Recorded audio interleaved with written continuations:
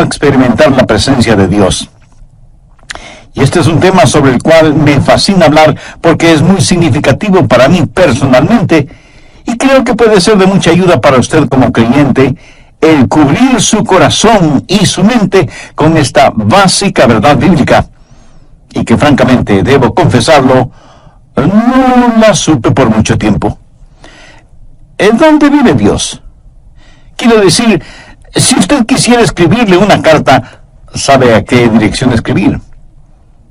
¿En qué clase de edificio vive Dios?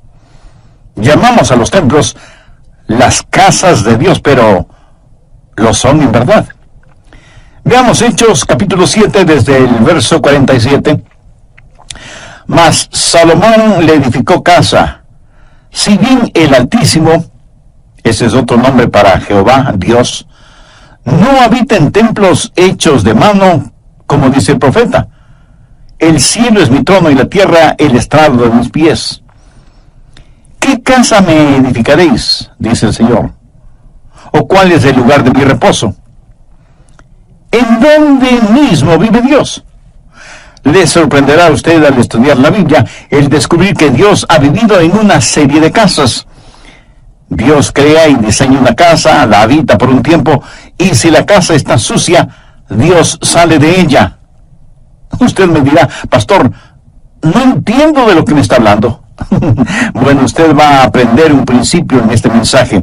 Dios no vivirá en una casa sucia. Otros podrán hacerlo, pero el único Dios verdadero, no. Dios ha vivido en una variedad de casas.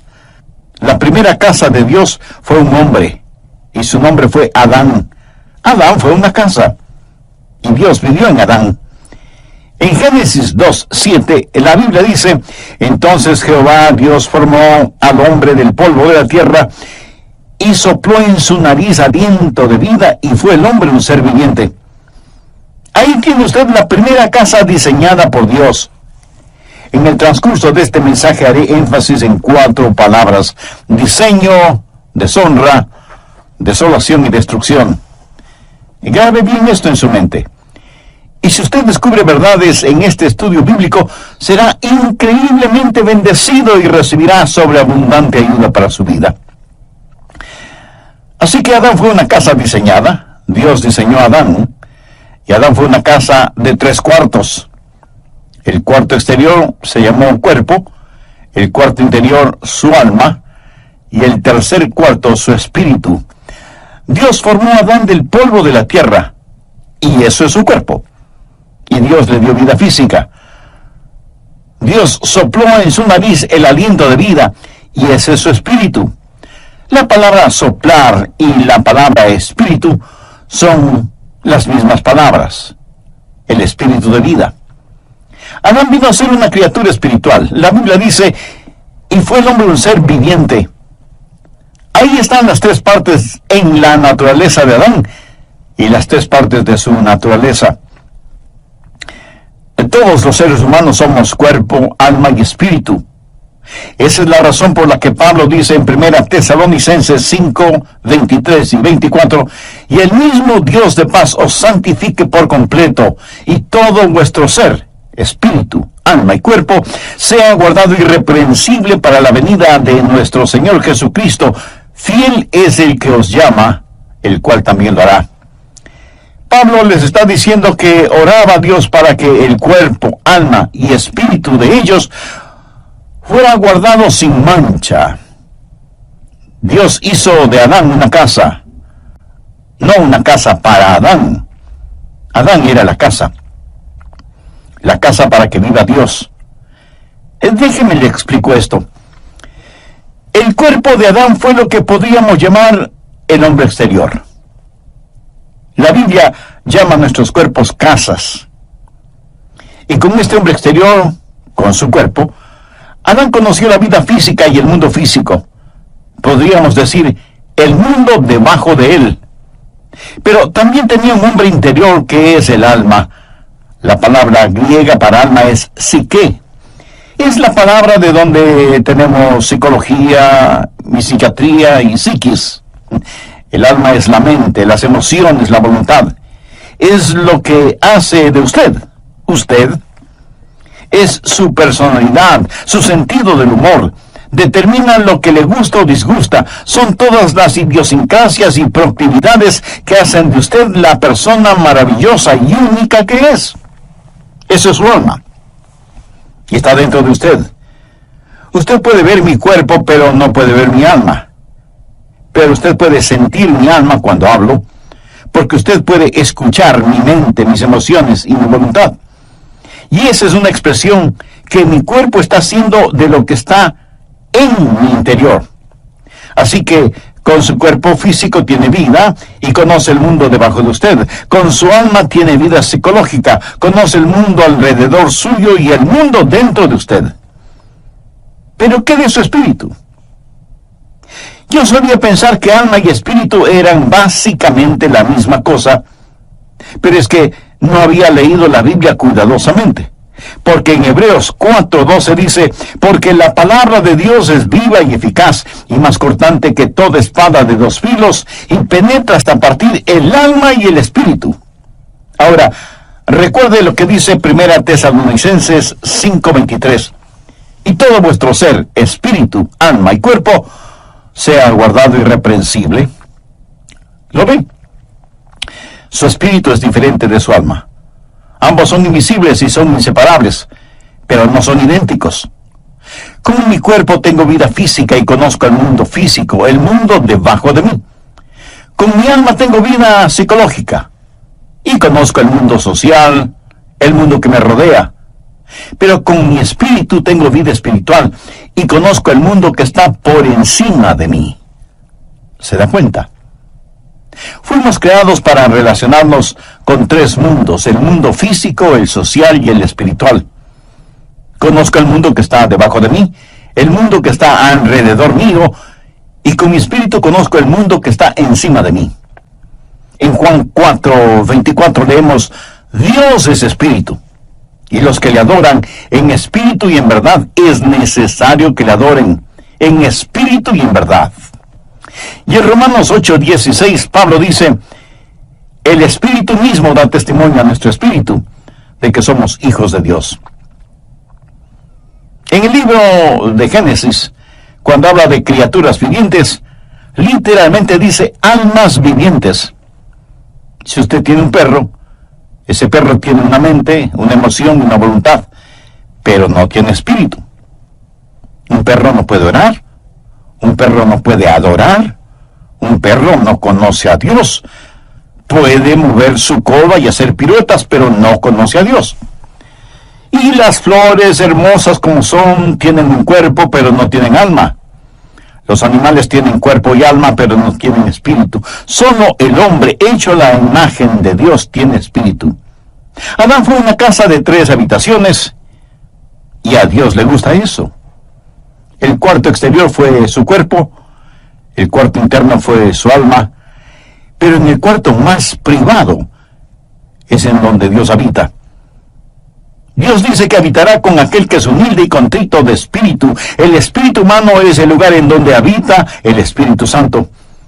Cuando la Biblia dice que Dios caminaba con Adán en el jardín del Edén, ¿cómo caminaba Dios con Adán?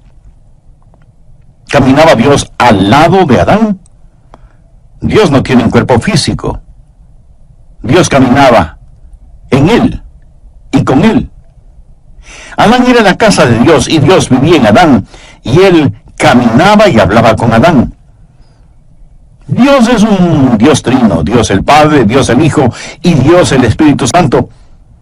Y todo lo que Dios hace representa la Trinidad de Dios. Por ejemplo, el espacio. ¿Qué es el espacio? Altura, anchura y profundidad. La altura no es la anchura y la anchura no es la profundidad, pero todas son parte de lo mismo.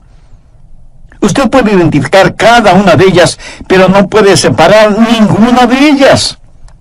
Y así es Dios. Dios es Padre, Hijo y Espíritu Santo. Ahora, el Padre no es el Hijo, y el Hijo no es el Espíritu Santo, y el Espíritu Santo no es el Padre. Y sin embargo, todos son uno, no son idénticos, pero sí son inseparables, y son Dios. Otro ejemplo, El tiempo. El tiempo es pasado, presente y futuro. El pasado no es el presente, y el presente no es el futuro, y el futuro no es el pasado.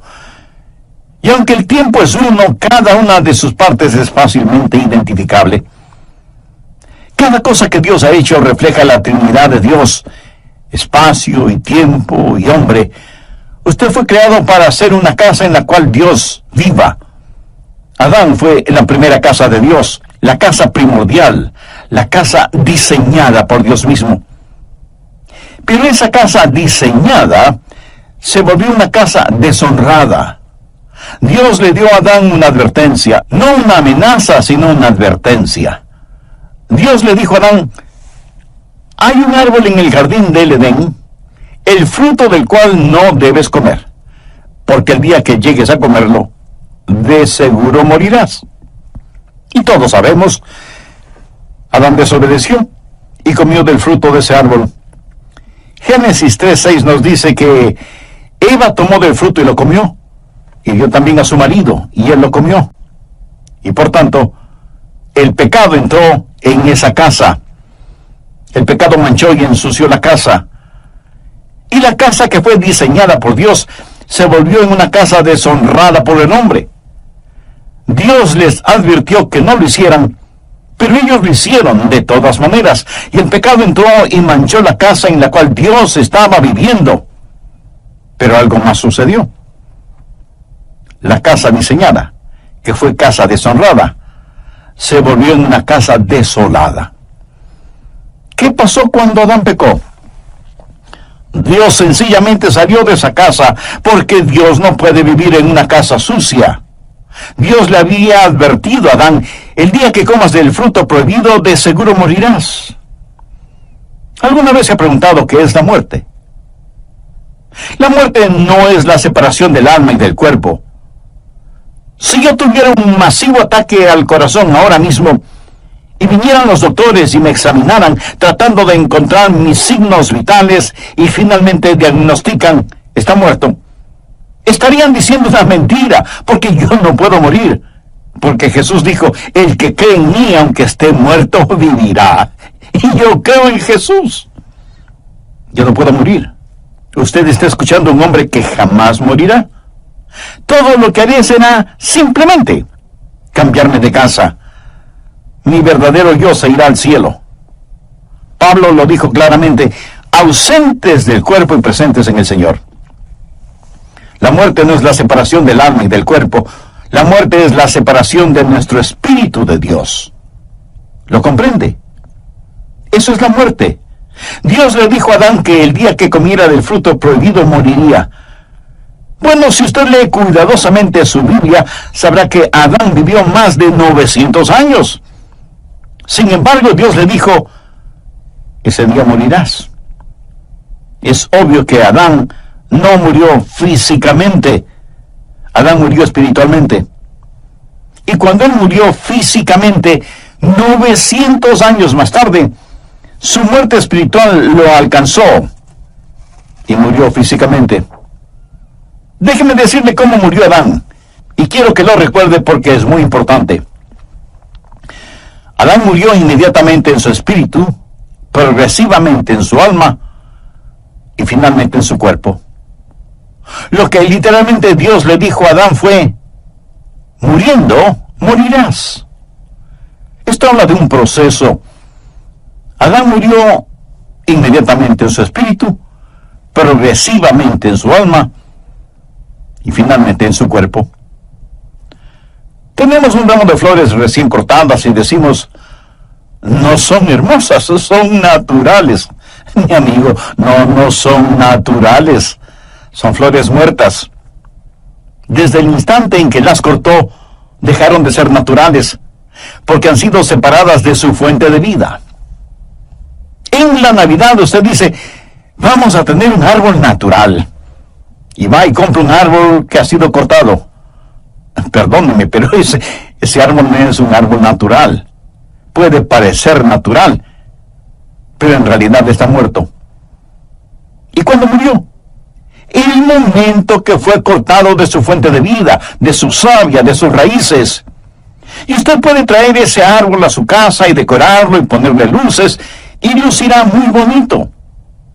Exactamente como las personas muertas que se adornan exteriormente para ir a la iglesia los domingos. Lucen vivas, pero están muertas. ¿Y por qué están muertas? Porque están cortadas, separadas de la fuente de la vida. Unos días más tarde, el árbol comienza a secarse y a evidenciar que está totalmente muerto. Una casa diseñada, una casa deshonrada, una casa desolada. ¿Por qué? Sencillamente porque Dios salió de esa casa. ¿Qué significa el estar perdido? Usted no tiene que ser un ladrón o un asesino o adúltero o blasfemo para estar perdido. Todo lo que tiene que hacer es no tener a Dios en su vida. En Juan 1:4 leemos, en él estaba la vida, y la vida era la luz de los hombres. Así que cuando el Señor salió de su casa, la vida salió con él, y cuando la vida salió, la luz se disipó. ¿Dónde habitaba Dios en Adán? Dios habitaba en el espíritu de Adán.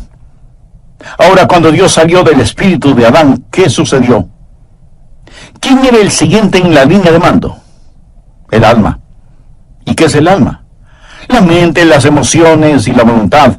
Adán dejó de ser un hombre espiritual y ahora lo que le motiva no es el Espíritu de Dios. Ya no es guiado por el Espíritu de Dios, está guiado por su mente, sus emociones y su voluntad. Y déjeme decirle que la mayoría de los seres humanos opera bajo ese principio: mente, emociones y voluntad. Sus mentes dicen, creo que debo hacer esto. Sus emociones dicen, siento como que quiero hacer esto. Y su voluntad dice, haré esto. Esa es la manera en que se opera. No son guiados por el Espíritu de Dios. Romanos 8:14 dice, porque todos los que son guiados por el Espíritu de Dios, estos son hijos de Dios. Amiga, amigo, ¿está usted actualmente experimentando la presencia de Dios en su vida? ¿No? ¿Y por qué no? ¿No le gustaría ser la casa en la cual Dios vive? Entonces debe hacer una decisión espiritual ahora mismo. Y la puede hacer mediante una sencilla oración. Querido Dios, deseo tener el privilegio de ser tu casa. Sé que no estoy limpio como para pedirte esto, porque mis pecados me han ensuciado y me han manchado. Perdóname y ayúdame. Señor Jesús, tú derramaste tu preciosa sangre en el Calvario para salvarme y limpiarme. Y este momento te recibo con toda fe, como mi Salvador y mi Señor. Haz de mi vida tu casa. Límpiala con tu presencia y santifícala con tu Espíritu Santo. Lo pido en tu presencia. Experimentar la presencia de Dios. Recuerde que estamos estudiando acerca de una casa diseñada, deshonrada, desolada y destruida. Adán fue la casa que Dios construyó en primer lugar, y porque Adán la manchó con el pecado, Dios tuvo que salirse de ella. Entonces Dios construyó otra casa, el templo o tabernáculo. Esas fueron diferentes formas de la misma clase de estructura.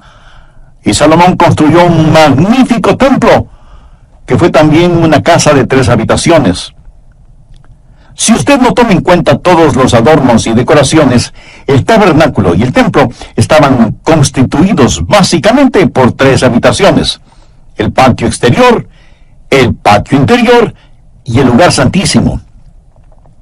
El patio exterior, que era el lugar de los sacrificios, donde estaba el altar de bronce, representa su cuerpo, el hombre exterior, porque debemos presentar nuestros cuerpos como sacrificios vivos. La siguiente habitación, el patio interior, representa su alma, porque es donde la gente se encuentra y tiene compañerismo, y se conocen unos con otros y adoran a Dios. Pero había una tercera habitación, conocida como el lugar santísimo. ¿Y qué había en ese lugar santísimo? La Shekinah, la gloria del Señor. Dios habitaba ahí entre los querubines que cubrían el propiciatorio en el arca, y la gloria de Dios inundaba ese cuarto. Dios estaba allí, en el lugar santísimo. El patio exterior el patio interior y el lugar santísimo. Esta también fue una casa diseñada por Dios. Dios le dijo a Salomón cuando construyó el templo: «Constrúyelo de acuerdo al diseño que te he dado». No es que ellos simplemente lo pensaron. Dios fue el arquitecto de ese edificio. Dios lo diseñó para que tenga 3 habitaciones, porque todo lo que Dios hace refleja a la Trinidad. Pero no solo fue una casa diseñada, sino también una casa deshonrada. Recuerda lo que Jesús dijo cuando estuvo en el templo y vio a los mercaderes y cambiadores de monedas allí. Recuerda cómo él, movido con ira santa, actuó. Recuerda lo que Jesús dijo: «Escrito está, mi casa, casa de oración será llamada, mas vosotros la habéis hecho cueva de ladrones». Una casa diseñada, una casa deshonrada y una casa desolada. Porque Dios no vive en una casa sucia. ¿Qué es lo que hizo Dios? Dios sencillamente se salió. En Mateo 23:38 Jesús dijo: «He aquí vuestra casa os es dejada desierta». Note que en Mateo 21:13 Jesús dijo: «mi casa». Pero aquí en Mateo 23:38 dice: «vuestra casa os es dejada desierta». ¿No entiende? Era la casa de Dios, pero él salió de allí diciendo: «pueden quedarse con ella, es su casa». Y ellos continuaron adorando en ella, y continuaron ofreciendo sus sacrificios y quemando sus inciensos, y siguieron cantando sus canciones y diciendo sus oraciones. Pero Dios estaba a miles de años luz de distancia espiritualmente. Él les dijo: «es su casa». Y ellos continuaron siendo religiosos en ella. Una casa diseñada, una casa deshonrada, una casa desolada y, por último, una casa destruida. En Mateo 24, los discípulos trajeron a Jesús para mostrarle el templo como si él nunca lo hubiera visto. Y dijeron: «ah, no es realmente hermoso». Y Jesús les dijo: «¿veis todo esto? De cierto os digo que no quedará piedra sobre piedra. No quedará piedra sobre piedra». Y eso es verdad. He estado allí y lo he visto con mis propios ojos. No quedará piedra sobre piedra. Ese magnífico templo que Herodes construyó ya no existe. ¿Por qué?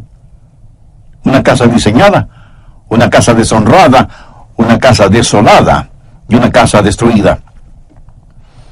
Bien, la primera casa de Dios fue Adán, luego el tabernáculo, el templo, que fue como una lección. La siguiente fue la casa perfecta de Dios. ¿Sabe qué casa fue? Nuevamente un hombre, y su nombre es Jesús, el último Adán, quien vino a restaurar lo que el primer Adán perdió y a enseñarnos qué es lo que el templo nos enseña. ¿Fue Jesús una casa de Dios? Por supuesto que sí. Leamos Juan capítulo 2, los versos del 19 al 21. Respondió Jesús y les dijo: «destruid este templo y en 3 días lo levantaré». Dijeron luego los judíos: «en 46 años fue edificado este templo, y tú en 3 días lo levantarás». Mas él hablaba del templo de su cuerpo. Ellos no entendieron que Jesús estaba hablando de otro templo, que Jesús mismo era el templo. Recapitulemos esto. Primero, una casa diseñada. El cuerpo de Jesús fue obra del Dios Todopoderoso. En Hechos 10:5 leemos: «me preparaste cuerpo». El cuerpo de Jesús fue el perfecto diseño de Dios el Padre. Esa es la razón del nacimiento original, concebido en el vientre de María. Él vino como vino, nacido de una virgen, para hacer lo que fue, sin pecado, para hacer lo que hizo, morir por nuestros pecados. Y murió por nuestros pecados para que nosotros seamos lo que Él es, Hijo de Dios. Se hizo hijo del hombre para que nosotros podamos ser hijos de Dios. Nació de una virgen para que nosotros podamos nacer de nuevo. Él vino a la tierra para que nosotros podamos ir al cielo. Jesús fue una casa diseñada. Segundo, una casa deshonrada. Usted dirá, oh no, pastor, no esa casa. Busque Isaías 53:6. Todos nosotros nos descarriamos como ovejas, cada cual se apartó por su camino, mas Jehová cargó en él el pecado de todos nosotros. Escuche, mi pecado, su pecado, nuestros pecados fueron puestos sobre el Señor Jesucristo. Nuestros pecados mancharon y ensuciaron esa casa. Busque 1 de Pedro 2:24, quien llevó él mismo nuestros pecados en su cuerpo. Nuestros pecados con toda su vileza fueron puestos sobre el Señor Jesucristo. Y esa es una buena razón para que usted ame al Señor Jesús. No hay nada que me conmueva más que Getsemaní. Y cuando pienso en Getsemaní, mis ojos se llenan de lágrimas al recordar la oración de Jesús. Padre mío, si es posible, pase de mí esta copa.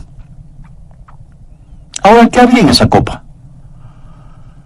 Todos los pecados de todos los tiempos de toda la humanidad.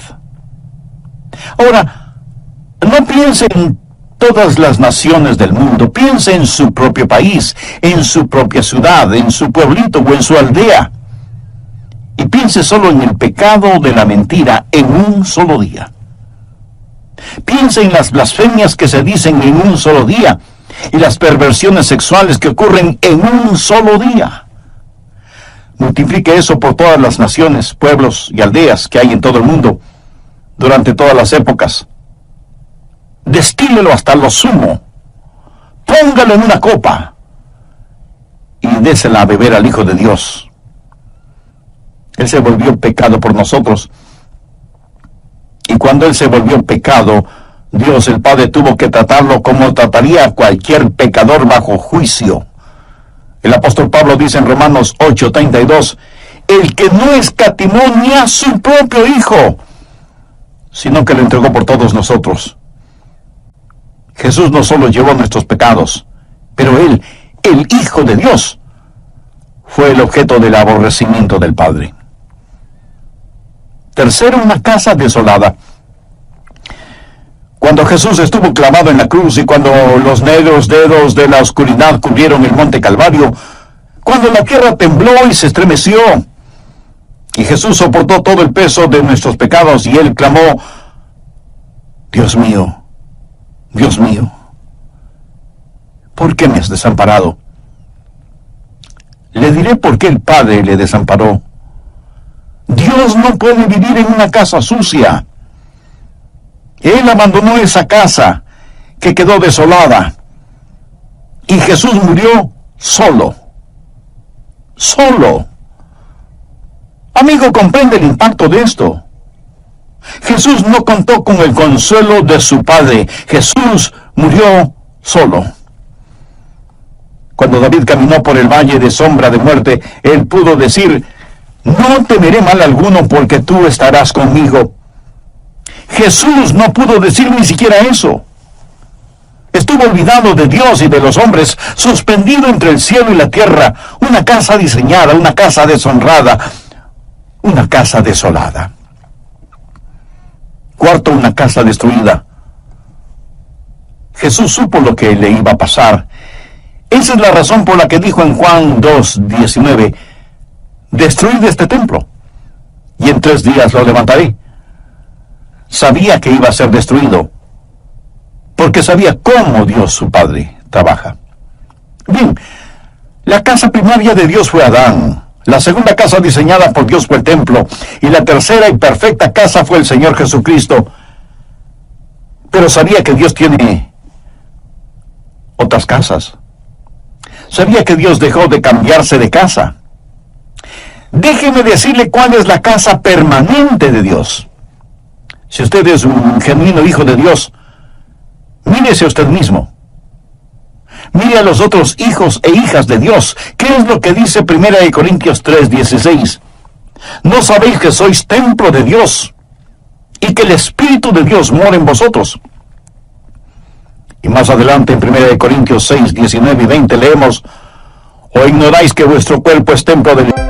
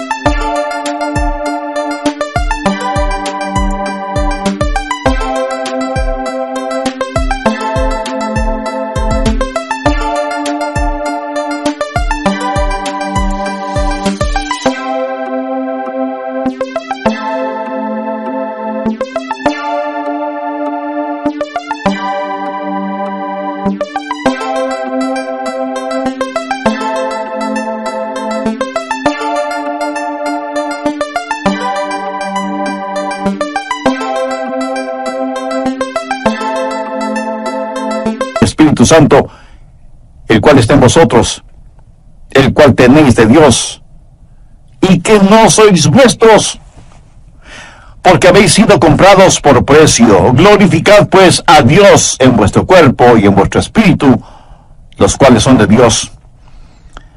Dios vino a vivir en nosotros este templo. Jesús dijo: y yo rogaré al Padre y os dará otro Consolador, para que esté con vosotros para siempre. Dios ha dejado de cambiarse de casa. Tal vez usted me diga: pastor, no entiendo eso.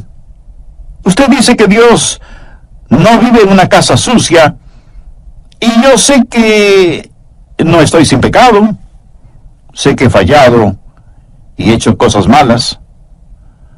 ¿Dios no se saldrá de mi casa? Amigo, esa es una interesante y maravillosa pregunta. Le diré por qué Dios no saldrá de su casa. Porque cuando Jesús murió por usted, Él pagó por todos sus pecados pasados, presentes y futuros. Y la Biblia dice en Romanos 4:8, bienaventurado el varón a quien el Señor no inculpa de pecado. ¿No es eso algo extraordinario?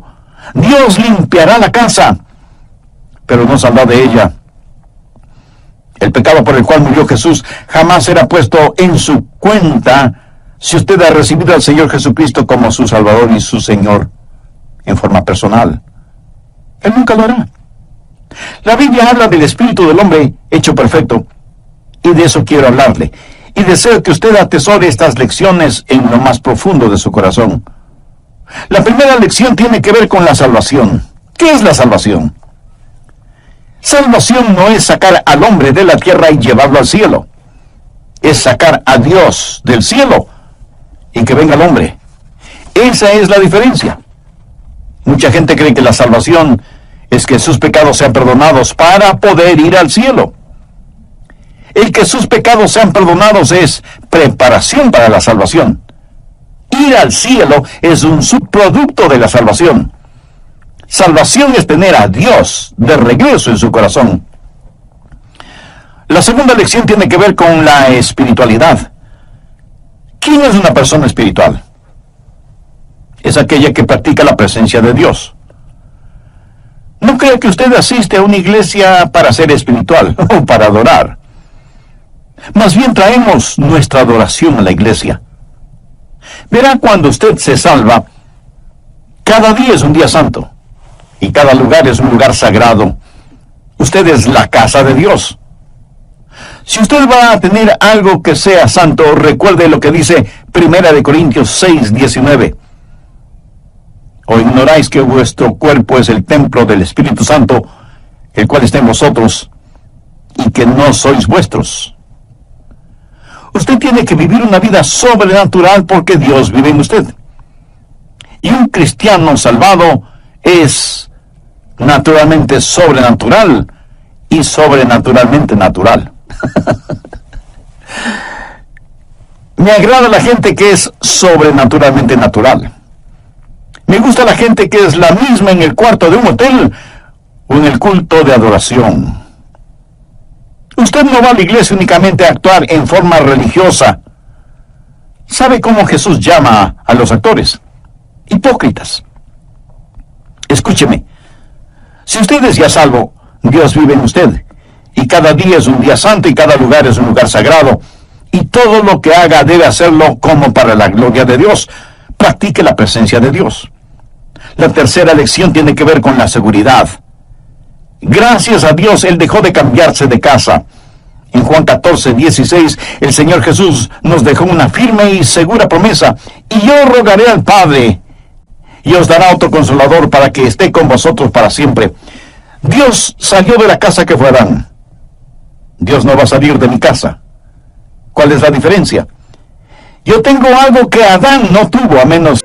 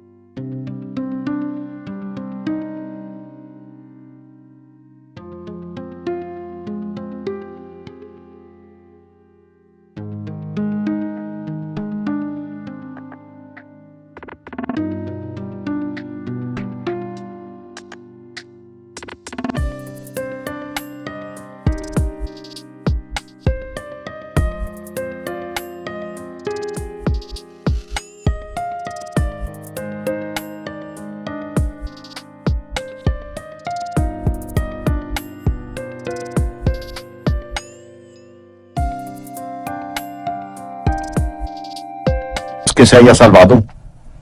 En el jardín del Edén, Adán fue inocente. Pero yo soy justo, no mi propia justicia, sino la justicia de Dios impartida. ¿Cuál es la diferencia entre inocencia y justicia? Bueno, inocencia es lo que la palabra implica, nunca pecado.